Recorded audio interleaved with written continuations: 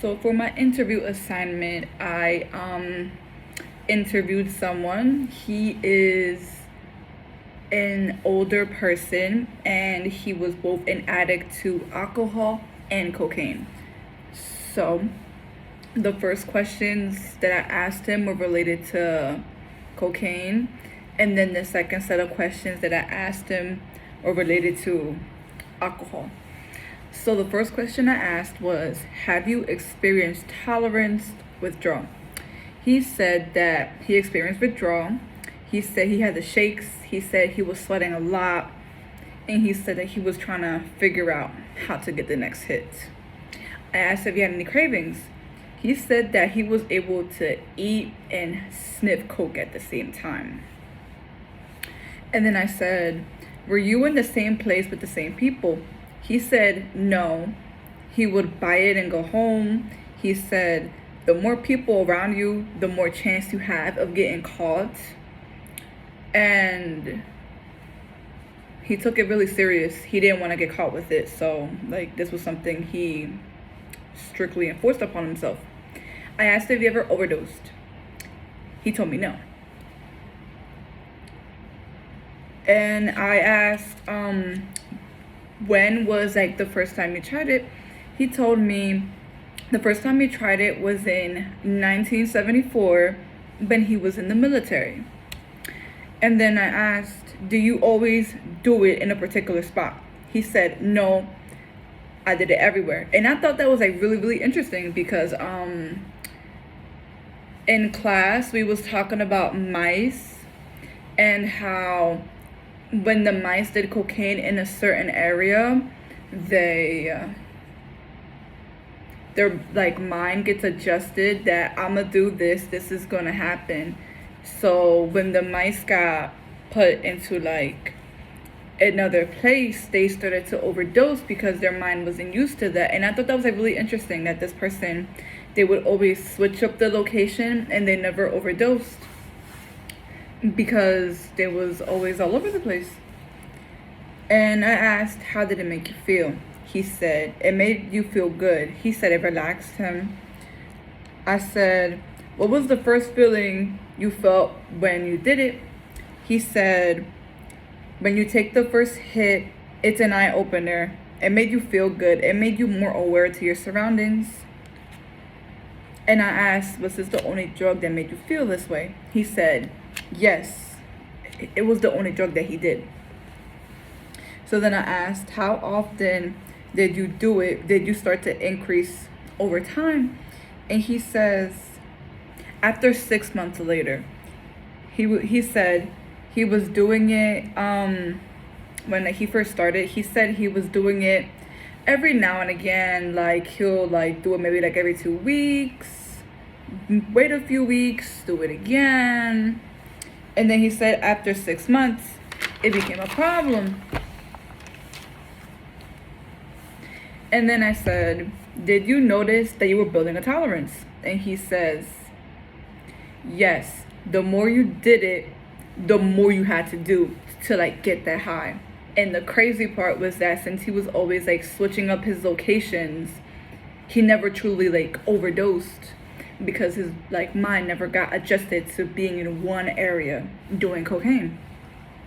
And I told him, what made you want to try it? He said that he was curious, and also when he tried it in the military, it was right in front of his face because it was around other people. So he wanted to try it. And I said, what year did you first start? He said 1974. And I said, how long did you do it for? He said he'll do it on and off. He said sometimes for 6 months, and then I'll stop, and then I'm doing it again. So definitely on and off. And I said, what made you want to stop? He said when he went to prison. He either went to prison in 1984 or 1985. He said he didn't want to be a statistic. He said that there are more drugs in prison than out of prison. And he says that He didn't want to do things just to get like a bag of coke. He said he didn't want to do that. And he experienced withdrawal in prison, and nobody knew about it. He didn't tell nobody. He kept it a secret. He hid it from everybody. And he says that like ever since then he never did it again. I asked, did you ever try to stop and relapse? He said yes. He was doing it on and off for 10 years. I asked him how many years sober he was. He said he was 37 years sober. So in this case, the only thing that worked, he didn't go to rehab. Like what worked for him was him being in prison. And he was in prison for like a good time as well. He was in prison for about 12 or 13 years. So yeah, and when he came out of prison, he never did it again. So the DSM defined alcoholism as AUD, that stands for alcohol use disorder. So these are the questions that I asked for him involving him being an alcoholic. So the first question I asked was any of your parents alcoholics? He said that he's an only child. He doesn't have any siblings. He says, my mom and my dad wasn't. He was like, my aunts, my uncles, my cousins, he says they were all alcoholics. He said half of his mom's family died from being alcoholics. And some people from his dad's side died as well. And he says that he has an uncle from his dad's side that's an alcoholic that is still alive.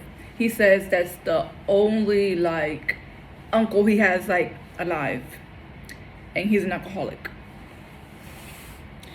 And I thought that was interesting because there was an article I found, and it was saying that so like before, people believed that alcoholism is genetic, and people thought that like it was more heritable in men than women, but this article debunked it is equally in both of the sexes.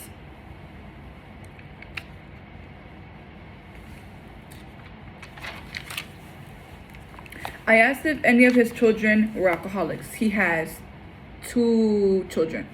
He said no. I mean, his kids are grown now, but his kids are not alcoholics. I said, when did you realize you were one? He said, when I couldn't stop drinking. He was drinking every day. He said at first it was every Friday, because that's when he got paid. And then every Friday turned to every day. That's when he realized he had a problem. I said, did you experience any withdrawal? He said, yes, I got the shakes. And he was like, and if I didn't get a drink, I would shake. I asked, what was your go-to alcoholic drink? He was like, anything as long as it messes me up. So I asked, have you ever used alcohol alone, or did you use it with other drugs? He said yes, he would do cocaine and alcohol, which is polydrug use. So when he would do cocaine and alcohol, this was before he was in prison, because before he got sent to prison, that was when he, became sober and stuff and just stopped doing alcohol.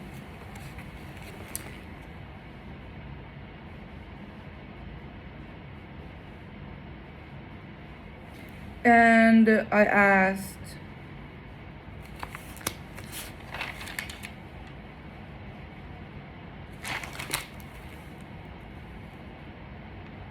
does he know anybody that's an alcoholic, and did they go to rehab? He said, no. He said, rehab is a joke. It doesn't help you. They just talk to you. If you want to make it work, you have to make it work. He said people spend money, they go to different rehabs, they're still addicts. He says because they don't want to change. He says they are there because they are either told by either like their family, their court, or their job. They're there like forcefully. They're not there because they want to, and they're not working to fight the addiction. So he says rehab doesn't work.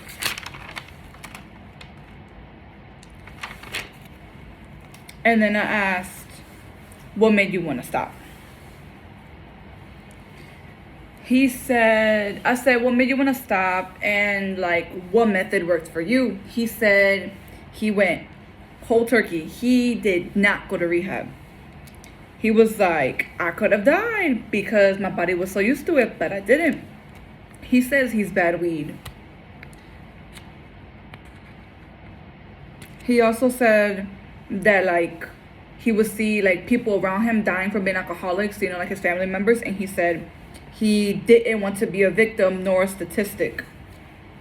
So what ended up happening was that when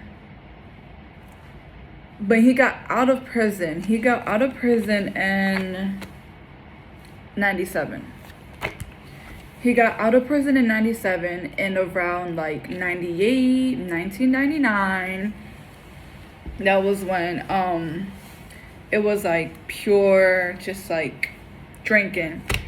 He said that his wife kicked him out the house. And when she kicked him out the house, he went, because it was getting out of control. He said that he went to his parents' place, and his mom didn't kick him out because he didn't have anywhere else to go.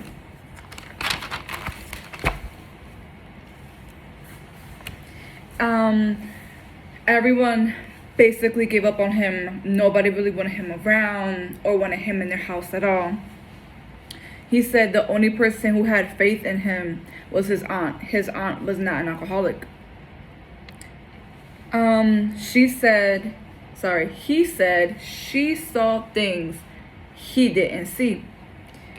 He said that his aunt was like, would give him money, and because he wasn't like working or anything, and his wife wasn't giving him any money, or his parents either. So what he would do was that with that money, he'll take it and he'll buy more alcohol, but like he'll do it like away from everybody, or he'll go to like a liquor store that isn't nearby the area where he was living at. And he said he just continued to drink. And then he thought about it, and then he realized that what he was doing was wrong, and he stopped. He said that the first 6 months was a killer. He said that he kept on shaking. He also said that when he stopped drinking, his wife allowed for him to come back to the house. He said his wife would buy like plastic things, like plastic cups and stuff like that, because he said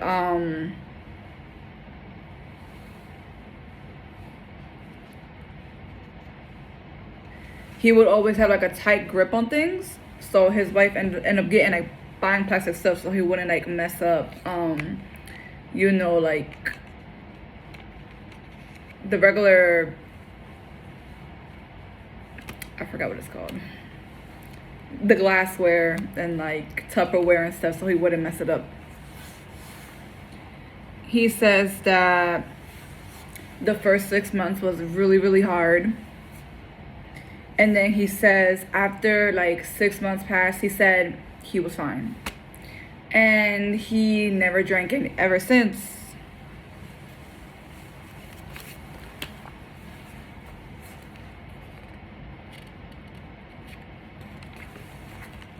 And I thought this was interesting because there is a study that I read by Ibanez and Maldonado.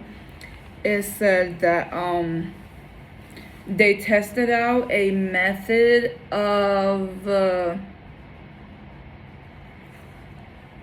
possible way to help people with AUD, They tested it in rats. So what they did was that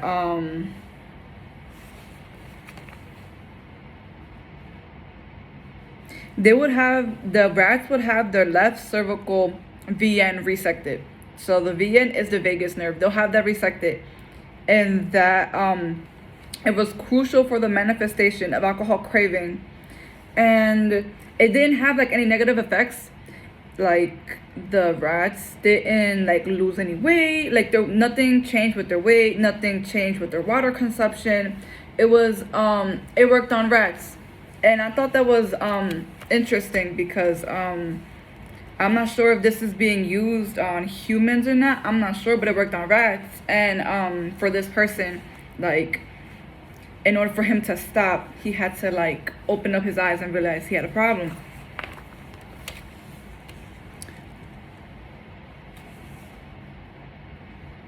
I asked when did he start. He said he started in 98 or 99.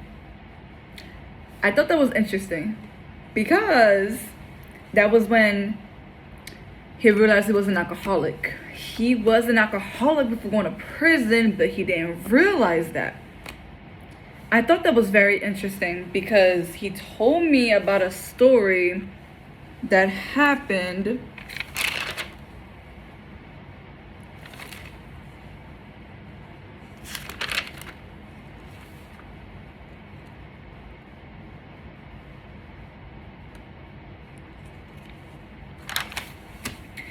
so before he went to prison. This was back in the 80s.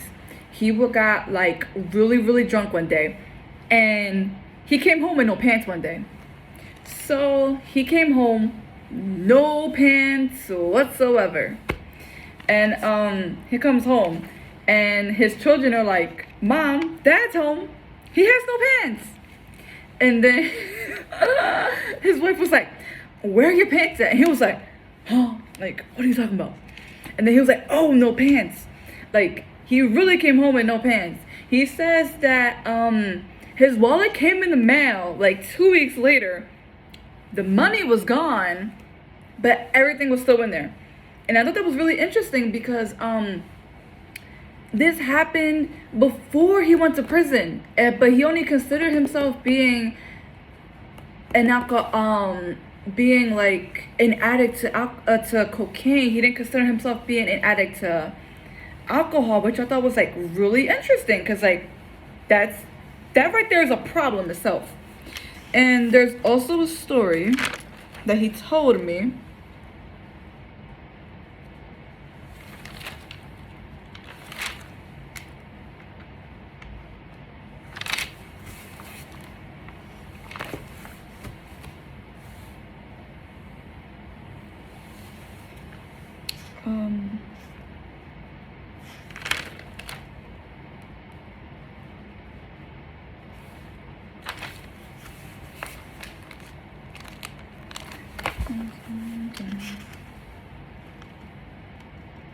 I'll find the story later. So he says that by 99 he was like done with alcohol. He's been 22 years sober. And I asked, which drug do you use first? He said cocaine. And I thought that was interesting because there's an article by Ducey and Goldman. It was saying how, by the way, this is the same article that was talking about that men being more heritable to alcohol than women was debunked. This is the same article, by the way. It said that even though in the past 20 years, even though like the rates of smoking have gone down, like 50% of genetic vulnerability to nicotine dependence is shared with alcoholism. So lots of people who are like alcoholics also are like addicted to nicotine, but this person wasn't. This person was only doing he was only doing cocaine, and he was also only doing like drinking alcohol.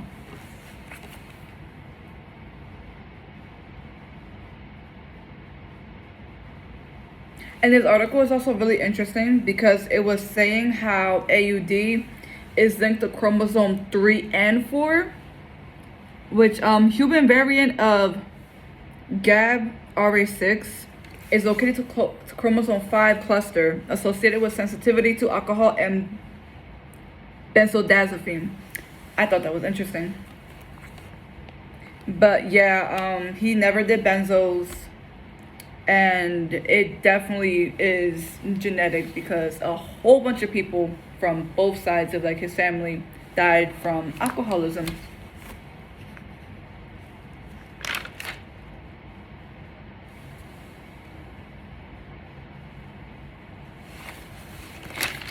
He also told me this story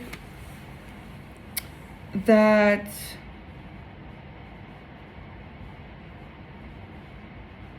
okay, there was this one time, this was when he was out of prison. He was drunk driving. He hit his car, like he drove the car into the tree, and like he drove the car into the tree. He opens the door, gets out the door, and he says that that's how he came out the door.